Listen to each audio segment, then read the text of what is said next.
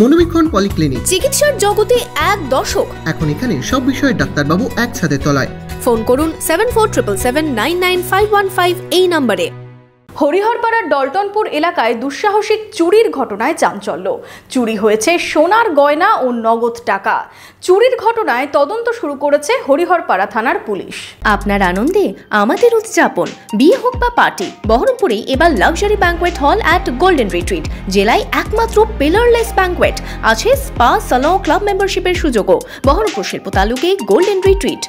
রাতের অন্ধকারে বাড়িতে ঢুকে দুঃসাহসিক চুরির ঘটনায় চাঞ্চল্য ছড়ালো হরিহরপাড়া থানার ডলটনপুর এলাকায়।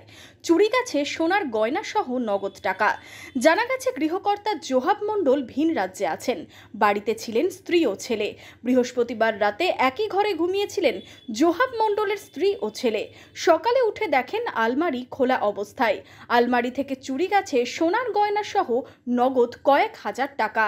রাত্রে 9টার সময় আমি মোবাইলে কথা বলছিলাম ওর আব্বার সঙ্গে, দিয়ে গেটে তালা মারা আছে। দিয়ে আমার ছেলে আমাকে বললো যে মা তালা মারবো, তো আমি বললাম না মারিস না, আমি উঠবো না, বাথরুম যাবো। তো উঠে বাথরুম থেকে এসে তালা মারবো। দিয়ে আমি ওই ফোনে কথা বলতে বলতে আমার ঘুম চলে এসেছে।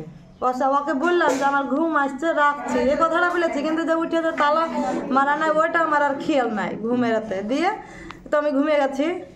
দিয়ে তা আমি আর কখন কি করেছি আমি কিছুই বলতে পারবো না। ভোর 4টের সময় উঠছি নামাজ পড়বো তাই বলে। দিয়ে ওতে আমার মালা ছিল, আমার মেয়ের 2টো মালা ছিল, আবার হ্যাঁ সোনার 2টো আংটি ছিল, আমার ছেলে সোনার টিকে ছিল, আমার মাজার বিছে ছিল, আমার ঝুমকা ছিল, হাতের চুড়ি ছিল, সব নিয়েছে, একটা কিছু নাই। এদিন চুরির খবর পেয়ে ঘটনাস্থলে যায় হরিহরপাড়া থানার পুলিশ। চুরির ঘটনায় তদন্ত শুরু করেছে পুলিশ।